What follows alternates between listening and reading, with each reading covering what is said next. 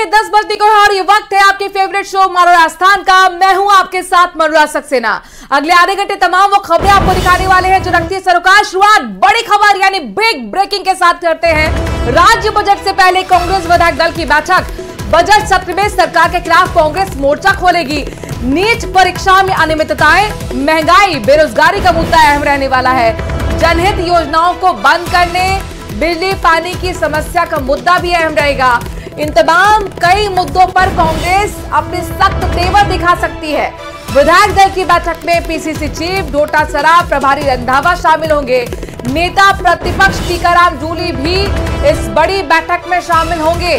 कल बजट पेश होना है और बजट से पहले कांग्रेस विधायक दल की बैठक काफी महत्वपूर्ण है क्योंकि सरकार के खिलाफ कांग्रेस मोर्चा खोलने की तैयारी कर रही है। तमाम कई मुद्दे जिन पर कांग्रेस सख्त तेवर अपना सकती है, जैसे कि नीट परीक्षा में जो अनियमितताओं का मुद्दा है, महंगाई, बेरोजगारी और इसके साथ साथ जनहित याचिका जो योजनाएं थी यानी कि जो गहलोत सरकार में चलाई गई थी, कुछ योजना जिनको बंद किया गया उसको लेकर भी आपस सवाल कांग्रेस खड़ी करेगी।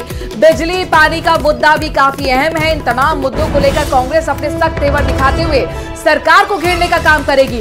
विधायक दल की बैठक आज होनी है। आपको बता दें कि इसमें पीसीसी चीफ डोटासरा होंगे, प्रभारी रंधावा होंगे, नेता प्रतिपक्ष टीकाराम जूली भी इस बड़ी बैठक में शामिल होंगे। टीकाराम जूली साहब जी के नेतृत्व में विधायक दल की बैठक भी होगी। नवनिर्वाचित विधायकों का प्रशिक्षण कार्यक्रम भी इन्होंने जूली साहब ने रखा है। तो ऐसे करके आज 4 बजे से लेकर के रात तक फिर डिनर का कार्यक्रम भी है। तो ये कार्यक्रम रहा है और अभी रंधावा साहब दिल्ली से आ रहे हैं तो हम सब लोग कांग्रेस के नेता और कार्यकर्ता उनके स्वागत और अगवानी के लिए आए। मैं तो ये कहता हूँ कि अगर हमने जो बजट लास्ट में दिया था उस बजट में से जो वित्तीय स्वीकृति, प्रशासनिक स्वीकृति निकलने के बाद में जो काम अटक गए थे, अगर वो कार्य भी पूर्ण कर देंगे तो हम मानेंगे कि इन्होंने कुछ किया है। लेकिन मुझे बहुत कम उम्मीद है कि सारी की सारी जो हमारे बजट की योजनाएं थी, जो हमारे बजट के जो विकास के कार्य थे, उन सबको समीक्षा के नाम से इन्होंने रोकने का काम किया है। और जो पहले ये बजट लेकर के आए थे, मांगे लेकर के आए थे, बजट की अंतरिम बजट लेकर के आए थे, उसकी एक भी बजट की घोषणा इन्होंने अभी तक पूरी नहीं की है। देखिए, कल के लिए तैयारी पूरी है और सब लोग, हमारे पूरा विधायक दल हमारा मजबूती से लड़ रहा है। और आपने देखा होगा जब भी सदन चला है, अभी 2 दिन अब चला है, इससे पहले भी चला है, तो पूरे विधायकों ने एकजुट होकर विपक्ष को घेरने का काम किया है। विपक्ष अपनी बात नहीं कह पा रहा है और सत्ता पक्ष अपनी बात नहीं कह रहा है। और सबसे महत्वपूर्ण बात यह है कि सत्ता पक्ष के मंत्री ऐसा व्यवहार कर रहे हैं जैसे कि विपक्ष के एमएलए हों, जवाब देते नहीं हैं, सदन के अंदर शोर मचाते हैं। और सदन जो है वो मैं कहना चाहूँगा एक जो संवैधानिक रूप से नहीं चल रहा है। राज्यपाल महोदय का अभिभाषण होना था, वो अभिभाषण नहीं हुआ है। अगले दिन भी आपने देखा होगा जिस प्रकार से हल्ला मचा है, मदन दिलावर इनके मंत्री हैं, किस प्रकार की बातें सदन के अंदर कह रहे हैं। जो कल का बजट सेशन है उसको देखेंगे कि क्या वो करते हैं। जो दिल्ली का मैंने जब पार्लियामेंट में देखा है कि जो प्रेसिडेंट ऑफ इंडिया का भाषण था तो वो निराशाजनक था। और यहाँ का देखेंगे कि दोनों बैठे हैं और हम वो बात करेंगे जो राजस्थान के लोग चाहते हैं, जो राजस्थान की जनता चाहती है, वो करेंगे। अगर जहाँ गवर्नमेंट गलत होगी हमारी पार्टी उसका डटकर विरोध करेगी। अगर अच्छा बजट आएगा तो हम सपोर्ट भी करेंगे। दूसरी बात जो नीट का चल रहा है, प्राइम मिनिस्टर साहब ने राजस्थान में जब पार्लियामेंट थी, जहाँ विधानसभा थी, उन्होंने एक ही बात की, राजस्थान पेपर लीक। अब तो पूरा हिंदुस्तानी लीक हो गया, उसके बारे में प्रधानमंत्री जी क्यों नहीं बोल रहे? क्यों नहीं उन्होंने पार्लियामेंट में इतने दिन हमने नारे लगाए और प्रधानमंत्री साहब ने और 2-2.25 घंटे भाषण दिया, एक बार हिंदुस्तान के नौजवानों के बारे में बात नहीं की, नीट के बारे में बात नहीं की, जिन्होंने पेपर दिया है उनके बारे में बात नहीं की। अब सुप्रीम कोर्ट ने जरूर कहा कि इतने बच्चों का जो खिलवाड़ हो रहा है उसका क्या किया जाएगा। ये सभी बातें हम करेंगे और पूरी पार्लियामेंट जब आएगी उसमें भी करेंगे, विधानसभा आएगी उसमें भी करेंगे और इंसाफ लेकर रहेंगे।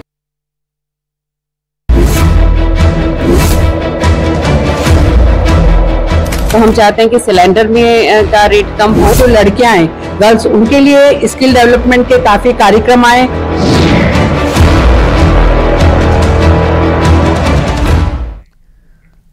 तो राजस्थान का पहला बजट कल पेश होगा। भजनलाल सरकार का पहला पूर्ण बजट, जिसको लेकर तैयारियां जोर शोर से हो रही हैं।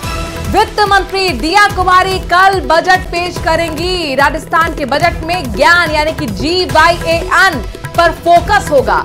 इसका मतलब हुआ गरीब, युवा, अन्नदाता और नारी पर फोकस बजट पर रहने वाला है।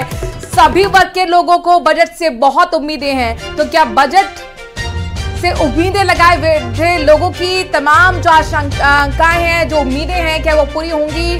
जाहिर तौर पर ये सवाल बड़ा है और कल इस सवाल का जवाब मिल जाएगा। चूंकि उत्साहित है तमाम राजस्थान के मंत्री, सरकार उनका साफ तौर पर कहना है कि बजट ऐसा होगा जो उम्मीदों पर खरा उतरने वाला है। इसमें खास तौर पर ज्ञान पर फोकस है। ज्ञान का मतलब हुआ गरीब, युवा, अन्नदाता और नारी। इस फॉर्मूले पर काम किया जा रहा है। सभी वर्ग के लोग बजट से उम्मीद बनाए रखे हुए हैं और उम्मीदों वाला बजट आखिरकार किस की उम्मीद पर खरा उतरेगा, ये देखना बहुत महत्वपूर्ण है। तो अपने दर्शकों को बता दें कि कल बजट पेश होने जा रहा है। भजनलाल सरकार का पहला पूर्ण बजट ये है। वित्त मंत्री दिया कुमारी कल बजट पेश करेंगी। गरीब, युवा, अन्नदाता और नारी पर फोकस होने वाला है। तो बड़ी खबर बजट को लेकर अपने दर्शकों को बता रहे हैं।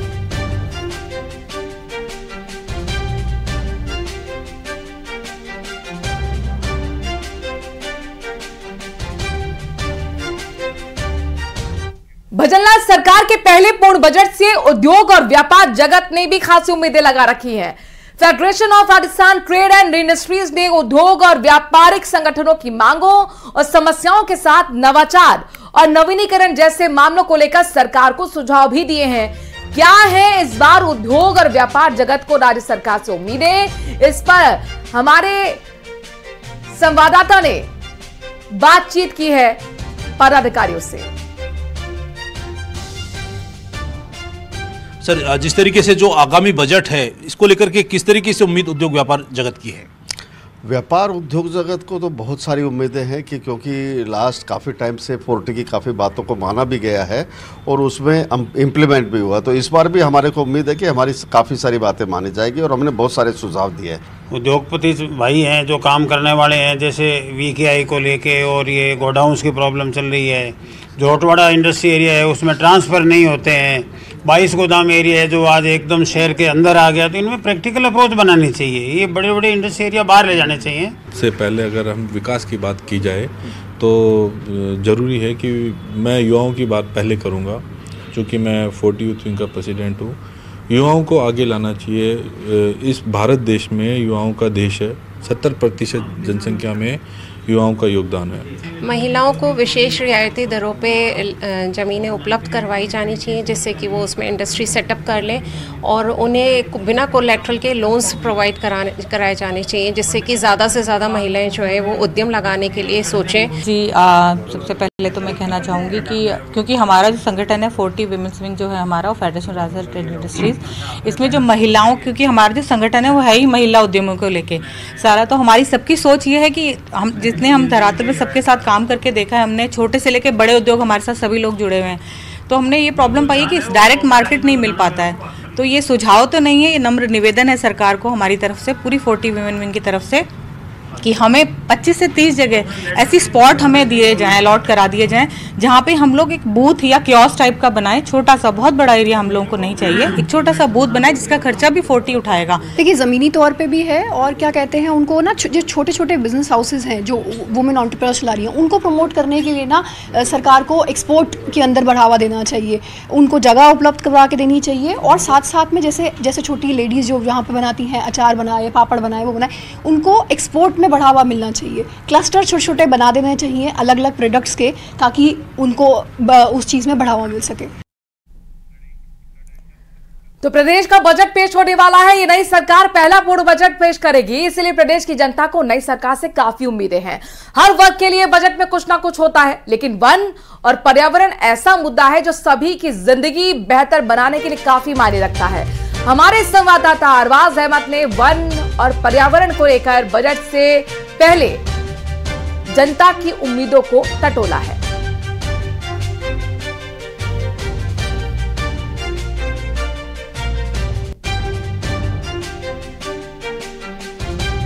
क्या उम्मीदें रखते हैं आप सरकार से वन एवं पर्यावरण के संबंध में?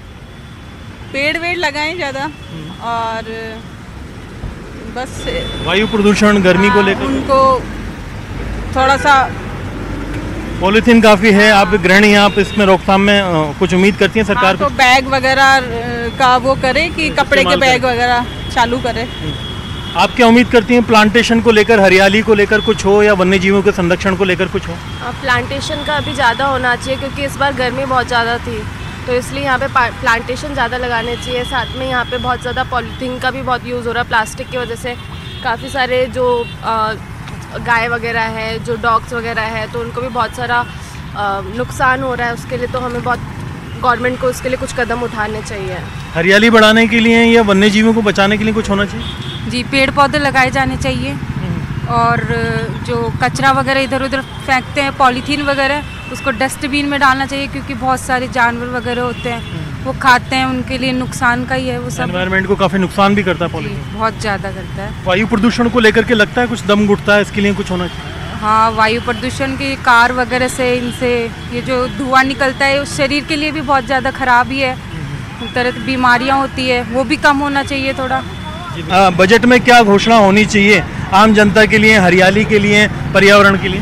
पेड़ लगाएं और ज़्यादा से ज़्यादा जॉब के लिए वैकेंसी निकालें। अच्छा, मतलब फॉरेस्ट डिपार्टमेंट में जो खाली पड़े हैं पोस्ट, उन पे भर्ती करनी चाहिए? वहाँ पर भर्ती भी करनी चाहिए और जो उसके अंदर स्कैम चल रहा है उसको भी रोकना चाहिए। भर्ती में कोई धांधली भी ना हो। हाँ। जैसे पहले होता था कि भाई पेपर लीक हो जाता है। अभी भी हो रहा है। अभी भी हो रहे हैं। हाँ। तो उसको कम करना है। तो बजट का काउंटडाउन शुरू हो गया है। प्रदेश सरकार अपने इस कार्यकाल का पहला बजट लाने की पूरी तैयारी कर चुकी है। ऊर्जा मंत्री हीरालाल नागर ने न्यूज 18 के साथ बातचीत में बताया कि बजट में ऊर्जा क्षेत्र के विकास पर सरकार का पूरा फोकस रहेगा।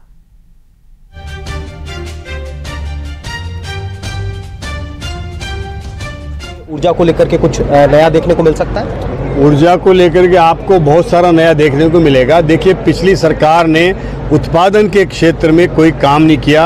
हमारी सरकार 225 लाख करोड़ के काम उत्पादन और वितरण और इसका प्रसारण तंत्र में करने जा रही है, जो कि 32,000 मेगावाट के उत्पादन होगा उससे, और ये हमारी आने वाले 5 से और 15 साल की आवश्यकताओं को पूरी करेगा। इस विजन के साथ हम काम कर रहे हैं कि राजस्थान में औद्योगिक वातावरण बने, यहाँ बिना ट्रिपिंग के लाइट में नए उद्योग आकर्षित हों। वो तभी होगा जब उनको लाइट भी मिलेगी, बिना ट्रिपिंग के भी मिलेगी। और हम ये भी कवायद कर रहे हैं कि राजस्थान में अपार सौर ऊर्जा की संभावनाएं हैं। उस संभावनाओं को हम तलाश रहे हैं। उसके लिए नए नए यहाँ पर इन्वेस्टर आ रहे हैं, तो उसके माध्यम से हम लाइट को भी कैसे सस्ती उपलब्ध करा सके, इसके लिए नए निरंतर प्रयास कर रहे हैं। किसानों को उनके जीएसएस पर ही वहीं लाइट मिल जाए 2 ब्लॉक में, इसके लिए प्रयास कर रहे हैं कि कुसुम योजना के तहत वहाँ किसानों को वहीं लाइट मिले और वो अपनी प्रसारण की जरूरत नहीं है, उसको न खर्चा होगा न छीजत होगी, वहीं के वहीं लाइट उत्पादन होगा और वहीं वितरण हो जाएगा। तो इसी योजना हमारी सरकार बना रही। कांग्रेस ने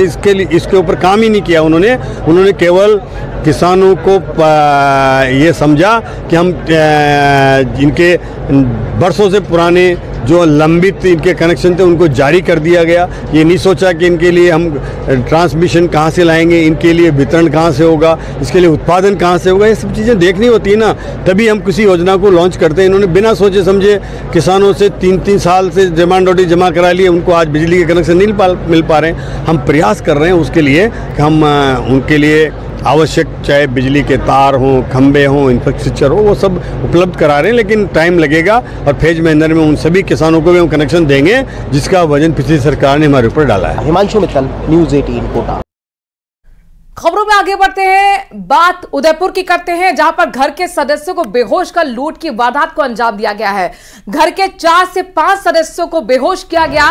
नेपाली नौकर पर इस पूरी घटना को अंजाम देने का शक जताया जा रहा है। बेहोशी की अवस्था में सभी को अस्पताल पहुंचाया गया है। पुलिस के आला अधिकारी अस्पताल पहुंचे हैं। घर में लूट के सामान की जानकारी जुटाने में पुलिस लगी हुई है। सुखे थाना इलाके की घटना है, जहां पर माना यह जा रहा है कि नेपाली नौकर ने घर के सदस्यों को बेहोश किया और लूटपाट करके फरार हो गया। बड़ी खबर उदयपुर से बता रहे हैं, जहां पर घर के सदस्यों को बेहोश कर लूट की वारदात को अंजाम देने वाला नौकर फरार हो गया है। पूरी आशंका और शक नेपाली नौकर पर है, जो इस घर में काम करता था। 4 से 5 सदस्य बताया जा रहा है बेहोश पाए गए, जिन्हें अस्पताल पहुंचाया गया। अब पुलिस के अधिकारी अस्पताल पहुंचे, जहां पर पूरी जानकारी ले रहे हैं कि आखिरकार कितनी बड़ी ये लूट है। कपिल हमारे संवाददाता इस खबर पर ज्यादा जानकारी के साथ जुड़ गए हैं। कपिल, पुलिस क्या बता रही है? नेपाली नौकर के बारे में कुछ जानकारी मिल पाई? देखिए, फिलहाल जानकारी जुटाने के प्रयास में जुटे हुए हैं। प्राथमिकता सभी को इलाज मुहैया कराने की थी। ऐसे में हॉस्पिटल प्रबंधन की तत्परता और जो पड़ोस के लोग हैं उनकी सजगता के चलते समय पे सभी बेहोश जो परिवार के सदस्य उन्हें हॉस्पिटल पहुंचा दिया गया और अब सभी की स्थिति खतरे से बाहर है। दूसरा, जैसे ही सूचना मिली, पुलिस के आला अधिकारी जो घर का पता है वहां पहुंचे, वहां आसपास के सीसीटीवी फुटेज खंगाले जा रहे हैं इस समय। और दूसरी पुलिस की टीम इस समय हॉस्पिटल में मौजूद है, जो कि परिवार के लोग जो कि अब थोड़ी बात करने की स्थिति में, उनसे जानकारी जुटाने में लगे हुए हैं। पुलिस ने इस पूरे मामले में मामला दर्ज कर लिया और जो संदिग्ध नौकर है उसकी तलाश में जुट गई है। बहुत बहुत शुक्रिया कपिल, तमाम जानकारी हम तक पहुंचाने के लिए। उदयपुर के बाद आपको कोटा एरिया चलते हैं, जहां पर चाकूबाजी का मामला सामने आया है। चाकू से हमला कर युवक को घायल कर दिया गया। गोबानपुरा में चाकू से हमलावर युवक को घायल किया गया है। अपने दर्शकों को बता दें कि पारिवारिक विवाद में परिजन ने वारदात को अंजाम दिया। चाकूबाजी के मामले में रिकॉर्ड तोड़ कोटा शहर टॉप पर रहा है। गोबानपुरा थाना पुलिस मामले की छानबीन कर रही है। एक बार फिर चाकूबाजी की घटना से कोटा दहल उठा है। एक युवक पर चाकू से हमला कर उसे घायल कर दिया गया। खबर यह कि परिवार का ये विवाद, जिसमें परिजन ने ही इस वारदात को अंजाम दिया।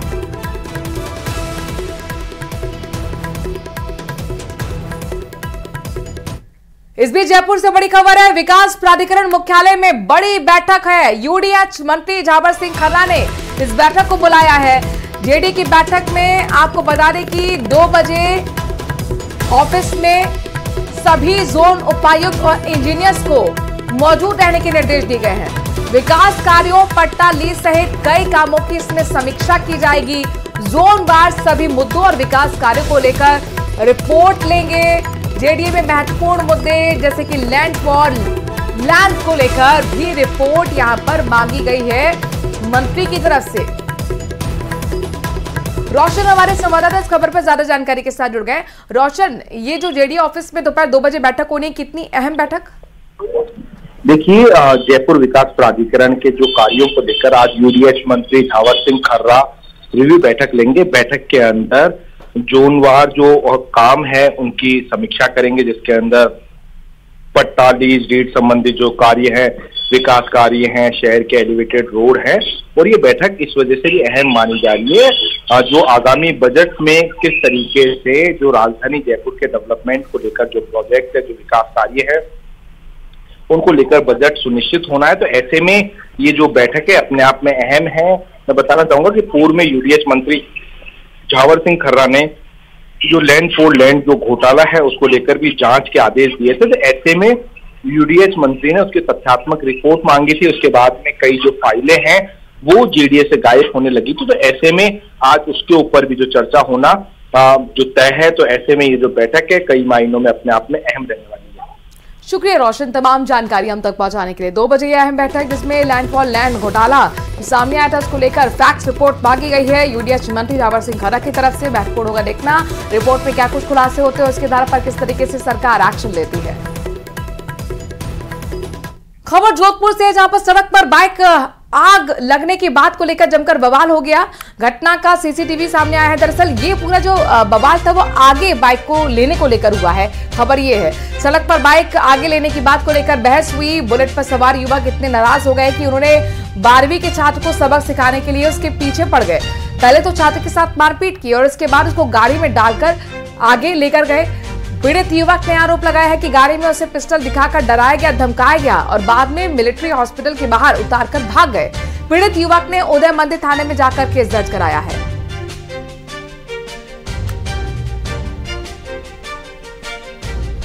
राजसमंद के रेल मगरा से बड़ी खबर आ रही है, जहां पर चोरों ने मंदिर को निशाना बनाया है। मंशापूर्ण महादेव मंदिर में चोरी की घटना को अंजाम दिया गया। चोरी की वारदात सीसीटीवी में भी कैद हो गई। एलसीडी, सीसीटीवी और डीवीआर कैमरे लेकर चोर फरार हो गए। म्यूजिक सिस्टम समेत कई इलेक्ट्रॉनिक आइटम्स भी चोरी हुए हैं। करीब 2000 नकदी भी चोरी हुई है। रेल मगरा थाना पुलिस अब फिलहाल मौके पर पहुंची, मुआयना किया गया। कोटरी मार्ग पर मंशापूर्ण महादेव मंदिर है, जहां पर चोरों ने सेंध लगाते हुए बड़ी चोरी को अंजाम दिया है। कई इलेक्ट्रॉनिक आइटम्स के साथ नकदी जो रखी हुई थी उसे लेकर चोर फरार हो गए। तस्वीर आपके सामने है, जहां पर देखिए किस तरीके से एलईडी को ले जाते हुए, डीवीआर को ले जाते हुए चोर नजर आ रहे हैं। अलवर से बड़ी खबर आ रही है, जहां पर कोटपुतली के बानसूर में भीषण सड़क हादसा हो गया। बाइक सवार ससुर और बहू की दर्दनाक इसमें मौत हुई है। बहू को परीक्षा दिलाने के लिए ससुर कॉलेज लेके जा रहे थे। घर के बाहर निकलते ही गाड़ी ने टक्कर मार दी। हरसोरा की ओर से आ रही गाड़ी ने टक्कर मारी और इस हादसे में दोनों की मौत हो गई। ससुर और बहू की दर्दनाक मौत अलवर में भीषण सड़क हादसे में। उधर कोटा में भी हादसा हुआ है, जहां पर बाइक और ट्रक की टक्कर में 2 लोगों की मौत हो गई। भीषण सड़क हादसे में मां और बेटे की मौत हुई है। भीषण टक्कर से बाइक के परखच्चे तक उड़ गए। कैथून से किसी काम से कोटा आए थे दोनों। हादसे के बाद ट्रक चालक मौके से फरार हो गया है। हालांकि ट्रक को कब्जे में लेकर पुलिस ने जांच पड़ताल शुरू कर दी है और चालक की तलाशी शुरू कर दी गई है। कोटा से बड़ी खबर, दर्दनाक हादसे में मां और बेटे की मौत हो गई है। बताया जा रहा है कि कोटा किसी काम के लिए यहां पर आए थे कैथून से। इस दौरान बाइक और ट्रक की टक्कर हो गई। यह हादसा इतना दर्दनाक था कि बाइक के परखच्चे उड़ गए। अतिक्रमणकारियों के खिलाफ प्रदेश सरकार पूरी तरह से सख्त रुख अपनाई हुई है और इसी कड़ी में जैसलमेर में नगर परिषद दस्ते ने पुलिस लाइन कच्ची बस्ती में जाकर कार्रवाई की। नगर परिषद दस्ते ने मुख्य सड़क पर किए गए अतिक्रमण को ध्वस्त किया है। कार्रवाई का अतिक्रमणकारियों ने विरोध भी किया। वहीं नगर परिषद के दस्ते ने अतिक्रमणकारियों को दोबारा अतिक्रमण नहीं करने की हिदायत दी है।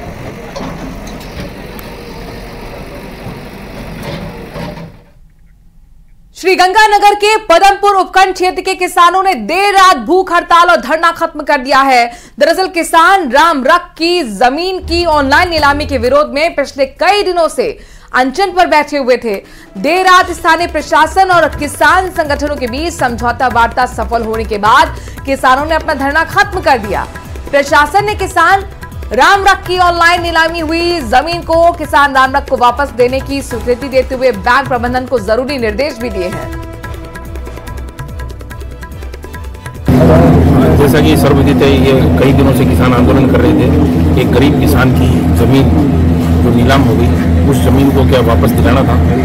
आज बैंक कर्मचारियों से, लोकल प्रशासन से और ग्रामीणों से सबसे बात करके और एक समझौता वार्ता की गई। उस किसान को उसकी ज़मीन वापस दिलाई जाएगी।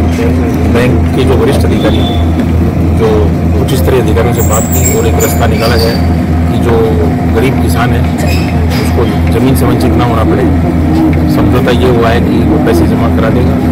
एक मुश्त पैसे जमा कराने पर ज़मीन उसको वापस मिल जाएगी और प्रशासन की तरफ से, बैंक कर्मियों की तरफ से उसको पूरा सहयोग मिलेगा। तो बड़े सौहार्दपूर्ण तरीके से आज ये इस पूरे मामले का पटाक्षेप हुआ। सारी बातें भाई रणजीत राजू ने बताई हैं। प्रशासन की संजीदगी से ये हुआ है।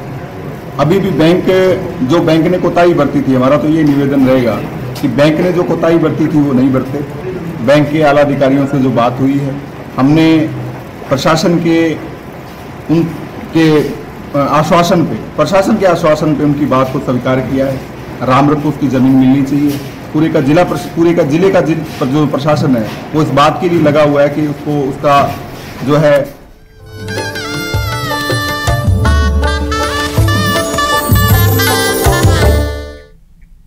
मुंबई में रिलायंस इंडस्ट्री के चेयरमैन मुकेश अंबानी के बेटे अनंत अंबानी की हल्दी समारोह धूमधाम से मनाया गया। अनंत अंबानी और राधिका मर्चेंट की 12 जुलाई को शादी होने वाली है और इससे पहले अंबानी परिवार में बेटे की शादी की तैयारी जमकर जश्न यहां पर मनाया जा रहा है।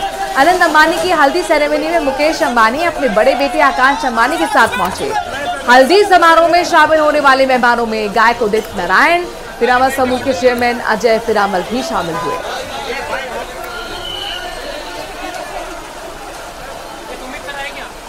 तो एंजिली में जश्न बहारा है। दरअसल अनंत राधिका की शादी की तैयारियां हो रही हैं। हल्दी सेरेमनी की तस्वीरें हैं जहां पर पूरा परिवार इकट्ठा था। साथ ही संभी का परिवार भी यहां पर आया और गायक उदित नारायण ने भी इस खास समारोह में शिरकत की।